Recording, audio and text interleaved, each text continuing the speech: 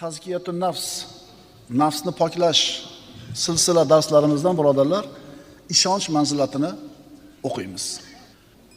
Ishonch manzilati. Odamlarni ayrimlari amal qildi, mustaqim bo'ldi yoki fojir bo'ldi, amaldan uzoq bo'ldi. Yana ayrimlari taraddudga tushdi, ikkilandi, shuning uchun amal qilmadi. Nima uchun odamlarning ayrimlari shijoatli, g'ayratli bo'ladi amallarda? Nima uchun ayrimlari buni teskarisi bo'ladi? Nima uchun odamlarning ayrimlari mustaqim bo'ladi, ayrimlari esa fojir bo'ladi? Nima uchun odamlarning ayrimlari fidoi bo'ladi diniga, ayrimlari bunday emas? Bu narsalarni javobini bilmoqchi bo'lsak, birodarlar, biz yaqin nima ekanligini tushunib olishimiz kerak. Yaqin bu ishonch. Agar birodar o'zingga qarab ko'rsang, nimani ko'rasan? O'zing ishongan narsalarga intilayotgan bo'lasan, harakat qilayotgan bo'lasan, ishonmaydigan narsalaringga qadam bosmaysan, tiyilasan, to'xtaysan. Demak, qoida seni amalga undaydigan asosiy omil yaqin, ishonch. Ishonsang amal qilasan. Asarlarda keltiriladi: Tabarakallazi qasamal aqla bayna ibadihi ashtatan. Innar rajulayni la yastawi amaluhuma va birruhuma va sawmuhuma va salatuhuma va yaxtalifani fil aql kadharratil jambi uhud. Wa ma qasama Allahu li ibadihi nasiban awfara min al-aqli wal yaqin. Aqlni bandalar orasida har xil qilib taqsim qilgan Alloh subhanahu va taolo barakotli zotdir. Albatta, ikki kishining amallari va yaxshiliklari, namoz va ro'zalari bir xil bo'ladi. Aqllari esa turli bo'ladi. Amallar bir xil bo'laveradi, aql turli bo'ladi. Xuddi Uhud tog'i oldidagi bir zarra kabi. Endi diqqat. Alloh bandalariga aql va ishonchdan ko'ra kattaroq nasibani taqsimlamagan. Alloh taolo qilgan taqsimotning ichidagi eng kattasi, kengi aql va ishonch. Arab tilida yaqin deyiladi bu narsa. Ishonchi bor odamgina o'zini qiylanib topgan pulini, molini, zakotini ato qila oladi. Ishonchi bor odamgina yoshligini Alloh taoloning toatiga sarf qiladi. Ishonchi bor odamgina umrini Allohni tanishga sarf qiladi. Ishonchi yo'q bo'lsa-chi? Mana shu solih amallardan ikkilangan, taraddudga tushgan, amaldan to'xtab qolganligini ko'rasiz. Alloh bor deydi. Namoz o'qish kerak deydi. Sadaqa qilsang moling kamaymaydi deydi. Deydi-yu, qarasangiz amalda yo'q. Nimaga aytib turib shu narsalarni? Shuni o'zi amalga oshirmayapti? Demak, ishonmaydi o'zi. Ishonchingiz komil bo'lsa, ishonsangiz keyin zakot berasiz, keyin sadaqa qilasiz, keyin gunohdan o'zingizni tiyasiz. Odamlarni amallarda turli-tuman bo'lishligi bu ularning ishonchiga bog'liq ekan. Shuning uchun bunaqa ishonchi bo'lmagan odam doim hayronlikda, zoyelikda bo'ladi. Alloh taolo Qur'onda marhamat qiladi. Astagfirullah. Kalla law ta'lamuna ilmal yaqin la tarawunnal jahim. Yo'q. Agar sizlar aniq bilish bilan bilganingizda edi, agar sizlar aniq bilganinglarda, ya'ni dunyoga qul bo'lib qolishni oqibati nima ekanligini aniq bilganinglarda, aniq ishonganinglarda dunyoga qul bo'lib qolmas edinglar. La tarawunnal jahim. Qasamki albatta sizlar do'zaxni aniq ko'rursizlar. Agar inson mana shu yaqin manzilatiga, ishonch martabasiga yetsa, o'zini nafsini Allohga topshirib qo'ygan, Allohga sotgan bo'lar edi.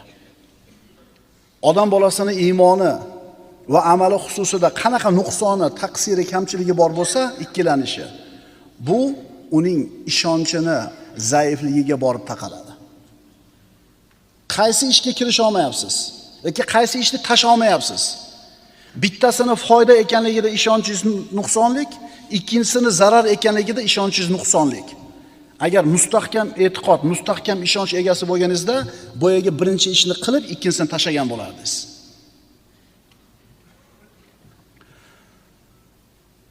Payg'ambarimiz sollallohu alayhi vasallam masjidga kirsalar, Abu Umoma Bohiliy roziyallohu anhu masjidda namozdan tashqari vaqtda ko'p o'tirayotganligini ko'rib qoldilarda, "Ey Abu Umoma, nimaga bunaqa o'tiribsiz? Ya'ni bir qayg'uga tushib qolgan, boshini egib, siqilib o'tiribdi. "Ya Rasululloh, qarzlarim ko'p, uzolmayapman. G'amlarim ko'p" dedi. Nabiy sallallohu alayhi vasallam, "Ey Abu Umoma, sizga shunday kalimalarni o'rgataymi? Agar ularni aytsangiz, g'amlaringiz ham ketadi, qarzlaringiz ham uziladi. O'rgating ya Rasululloh." Payg'ambarimiz sollallohu alayhi vasallam aytdilar, "Allohumma inni a'udhu bika minal hammi wal hazan" duosini aytdilar. Haligi sahoba aytadiki, ana shu duoni bir muddat o'qidim, g'amlarim ham, qarzlarim ham ketdi deydi. Payg'ambarning so'ziga ishonchi komil bo'lgan, yaqini mustahkam bo'lgan mu'min darrov haligi kalimani aytishni boshlaydi. Endi ishonchi zaif bo'lgan odamchi? Qanday endi? O'sha duoni aytib qo'ysamlar endi hal bo'lib qoladimi? Bu aqlga sig'maydi. Endi seniki ijobat ham bo'lmaydi duoing. Muammoing ham hal bo'lmaydi, qarzing ham uzilmaydi. Chunki nima yo'q senda? Ishonch yo'q. Tushunyapsizlarmi endi akalar, ukalar? Biz qilmoqchi bo'lib qila olmayotgan, tark qilmoqchi bo'lib tark qila olmayotgan ishlardagi muvaffaqiyatga erishmayotganligimizning sababini nima yo'q? Ishonch yo'q. Ishonch yo'q. Yo'q, ishonch bor, ishonch zaif. Ishonchimiz, yaqinimiz sust, zaif. Qaytaramiz, odam bolasini iymon, amal xususida qanaqa kamchiligi, nuqsoni, ikkilanishi bor bo'ladigan bo'lsa, bas buning sababi uning ishonchining zaifligi. Alloh taolo siz bilan bizdan birodarlar unaqa ikkilanib, taraddudga tushib iymon keltirishimizni xohlamadi. Iymon keltirishimiz mustahkam bo'lsin, ikkilanish bo'lmasin unda. Astagfirullah. Innamal mu'minuna allazina amanu billahi va rasulihi thumma lam yartabu va jahadu bi amwalihim va anfusihim fi sabilillah ulaika humus sodiqun. Haqiqiy mu'minlar faqat Alloh va uning payg'ambariga iymon keltirib, so'ngra hech qanday shak shubha qilmagan va mol va jonlari bilan Alloh yo'lida kurashgan zotlardir. Ana o'shalargina o'z iymonlarida sodiq bo'lgan zotlar. Hech qanday shak shubhasi yo'q iymonida. Alloh sen bilan mendan birodar shubhalangan holimizda iymon keltirishimizni xohlamadi. Yo'q, agar sizlar dunyoga qul bo'lib qolishning oqibati nima ekanligini aniq bilish bilan bilganingizda dunyoga qul bo'lib qolmasdinglar deyapti Alloh Takasur surasida. Qasamki, albatta sizlar do'zaxni ko'rursizlar, aniq. Alloh taolo siz bilan bizga zaif dalillarni keltirib qo'yib turib, menga iymon keltir demadi. Dalilni kuchligini keltirib qo'ydi. Borligi, birligiga, qudratiga dalolat qiladigan kuchli dalillarni ko'rsatib, keyin iymon keltirdi. Chunki ikkilanib bo'lmaydi iymonda. Astagfirullah. Va fil ardi ayatun lil muqinin. Hamda yerda Allohning qudratiga dalolat qiladigan oyat, alomatlar bordir. Birodarlar, ishonch mavzusi, yaqin mavzusi o'ta ham nozik mavzu. Hozir aytdik. Aniq ishonmasang bir narsaga kirishmaysan. Bir narsadan o'zingni olib qochyapsanmi? Demak, shu narsani to'g'riligida o'zingda nima bor? Shubha bor. Agar foyda topishga aqling yetsa, pulingni tikasan shu tijoratga. Demak, yaqin, ishonch harakatlantiradi ekan. Aniq ishonmas ekansan, ikkilanasan, shubhalanasan, harakatsiz bo'lasan. Birodarlar, bu dunyoda ishonch eshiklari uni qidirgan odam uchun ochiq. Ishonuvchilar uchun yer yuzida dalillar ochiq turibdi. U qat'iy dalillar. Mana haqiqiy ishonch egalarining xususiyatlari. Haqiqiy ishongan odamlarning xususiyatlari, ahli yaqinlarning xususiyatlari. Hidoyat va najot. Astagfirullah. Vallazina yu'minuna bima unzila ilayka va ma unzila min qablik va bil oxirati hum yuqinun. Ular sizga nozil qilingan va sizdan ilgari tushirilgan narsalarga iymon keltiradilar va oxirat kuniga aniq ishonadilar. Haqiqatan kim ko'rib keldi jannatni, do'zaxni? Haqiqatan kim o'lib tirildi? O'ylab qarasangiz, haqiqatan mana men o'lib tirildim degan odam yo'q. Bunaqa ikkilangan odam, uni iymoni iymon bo'lmaydi. Endi aniq ishonadilar deyapti Alloh. Ular kimlar? Ularga nima bor? Ulaika ala hudan min robbihim va ulaika humul muflihun. Parvardigorlari tarafidan hidoyat topganlar ana o'shalardir. Aniq ishonganlar Parvardigor tomonidan hidoyat topganlardir. Va najot topguvchilar ham ularning o'zlaridir. Aniq ishonasiz, hidoyatda bo'lasiz, aniq ishonasiz, najotga yetasiz. Chunki ular aniq ishonishdi. Endi do'zax ahllarining xususiyati qanaqa bo'ladi? Biz hozir aniq ishonch egalarining xususiyatini aytdik. Aniq ishonadi, shuning uchun hidoyatda, shuning uchun najot topdi. Do'zax ahllarining xususiyati-chi? Astagfirullah. Va idza qila inna wa'dallohi haqqun was-sa'atu la rayba fiha qultum ma nadri mas-sa'atu in nadhunnu illa dhanna va ma nahnu bimustayqinin.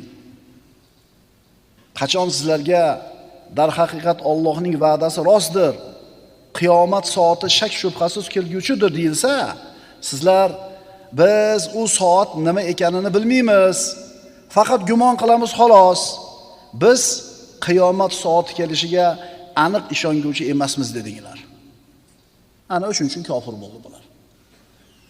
Kim bilsin, hamma aytayapti-yu, qiyomat bor shekilli, ehtimol shundaydir, aniq bilmaymiz. Demak, bunaqa odamlarda holati kunday ravshan. Ikkilanish, zaiflik, nifoq, baxillik. Shuning uchun infoq qila olmaydi u. Birni bersang Alloh 10 qilib beradi qaytarib degan payg'ambarning va'dasiga ishonchi zaif, o'shuning uchun bera olmaydi.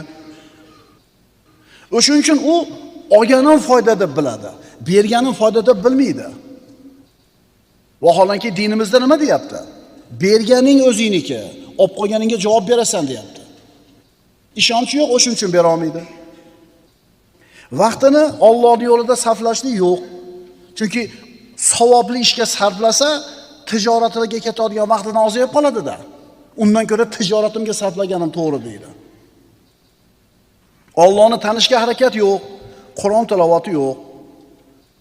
Bunaqa odamlarni oxiratdan ko'ra dunyo ishlari ko'proq band qiladi. Vojiblarni ado qilishlikda qosirlik, shubhalanadi bular. Bu kasalliklarning sababi bitta. Bu ishonchning zaifligi. Shuning uchun bunaqa odamlar savobli amalni qilishga suskashlik qiladi. Yana qaytaramiz. Bunaqalar olganini foyda deb biladi. Berganini emas. Berganini zarar deb biladi. Avvalgi darslarda aytdik-ku, ukalar, yoshlar, mana bu aqlimizni hozirdan nastroyka qilib olaylik. Bizni olganimiz boy qilmaydi. Bizni berganimiz boy qiladi. Har bittamiz la ilaha illalloh deyishimiz bilan Allohning do'stlari qatoriga kirdik, vali bo'ldik. Ala inna awliya Allohi la xawfun alayhim va lahum yahzanun. Ogoh bo'linglar deyapti Alloh Qur'onda. Allohning valilari bor, do'stlari. Ularga xavf va xatar yo'q va ular mahzun bo'lmaydi. Kim ular? Allazina amanu va kanu yattaqun. Iymon keltirgan va taqvo qilgan. Demak, iymon keltirdikmi? Biz Allohning do'stlari qatoriga kirdik. Endi taqvoyimizga yarasha Allohga yaqin bo'laveramiz. Iymon keltirdik, valilar qatoriga kirdik. Bu birinchi qismi. Endi taqvoyimiz qancha yuksak bo'lsa, komil bo'lsa, Allohga shuncha yaqinlashib boramiz. Taqvoyingiz qancha baland bo'lib, Allohga qancha yaqin bo'lsangiz, Allohga valiyligingiz qanchalar kuchli bo'lsa, yaqin bo'lsa, birni berganingizda 10 bo'lib qaytib kelish muddati qisqaradi. Mayli, biz bugun 1000 bersak, 1 yildan keyin 10 000 bo'lib kelsa ham, 1 yilda kelsa ham mayli, lekin yillar ketyapti-da, to'g'rimi? Abdurahmon ibn Avf roziyallohu anhu mana bilasizlar juda boy sahoba bo'lgan. Nima qilay der ekan? Nima qilay ihson qilmasdan? Ertalab birni bersam, kechki payt Alloh 10 qilib qaytarib bersa, nima qilay infoq qilmay der ekan. U kishining infog'i ertalab bersa, kech payt qaytib kelyapti. Ko'rdingizmi taqvosini? Ko'rdingizmi valiyligini? Endi Ali ibn Abi Tolibni qarang. Bir dona xurmoga yarasha ishlab, bir dona xurmoni olib Fatima Zahroning oldiga kelyapti. Yo'lda biro Alloh uchun bir narsa bering deyapti. Allohning nomini o'rtaga qo'ygan uchun Ali roziyallohu anhu berdi. Chunki ishonchi aniqda, Alloh uchun bersa qaytishi. Alloh uchun berilgan narsa albatta qaytishligiga ishonch komil. Biz ham iymonimiz komil, lekin bitta onor bo'lsa bermaslikda, to'g'rimi? Ikkita bo'lsa ham mayli, bittasini berib, bittasini olib qolardik. Bir dona ya. Yana qaytarib o'taman, yarim kilo bo'lganda mayli ikkitasini berish oson. Bir dona onor berdi. Uyga qaytib keldi, onorsiz. Nima bo'ldi keyin qissani davomida?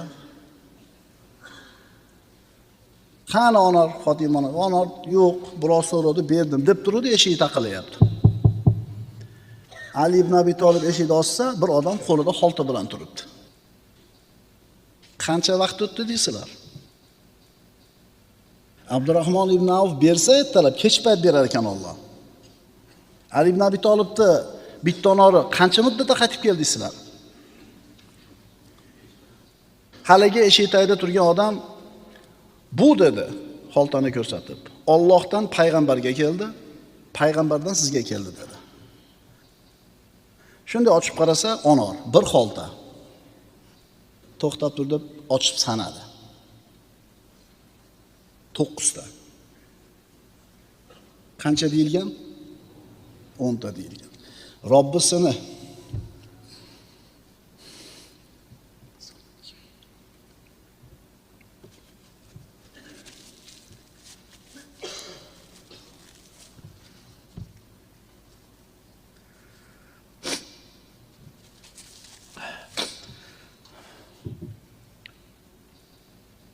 Robbisini va'dasiga ishonchi shu darajada komilki, 10 ta bo'lish kerak dedi. Sanadi. So'rayapti. Allohdan bu rostdan Allohdan payg'ambarga keldimi? Ha. Payg'ambardan menga keldimi? Ha. Unda 10 ta bo'lish kerak. Yonboshdan chiqarib berdi, sizni sinamoqchi edim deb. Ko'rdingizmi ishonchni martabasini? Yana qaytarib aytamiz, Alloh taoloni do'stlari bor. Bularga xavf va xatar yo'q va ular mahzun bo'lmaydi. Ular iymon keltirgan va taqvo qilgan zotlar. Sizni Allohga bo'lgan varoyatingiz, do'stligingiz qanchalar yuksak bo'lsa, taqvoingiz qanchalar baland bo'lsa, axloqingiz qancha go'zal bo'lsa, qarg'ishmas, duo olayotgan bo'lsangiz, nazardan qolmasdan odam el yurtni xizmatini qilib, xulqingizni go'zal qilayotgan bo'lsangiz, g'iybat qilmayotgan bo'lsangiz, qalbingiz kibrga to'lmagan bo'lsa, miyangiz aynib, taqvoingiz shunchalar yuksak bo'ladi, Alloh taoloning sizga beradigan mukofotini kelishi shuncha tezlaydi. Ishonch. Siz bilan bizning amallarimizdagi nuqson, kamchiligini asosiy sababi bu ishonchimizning zaifligi.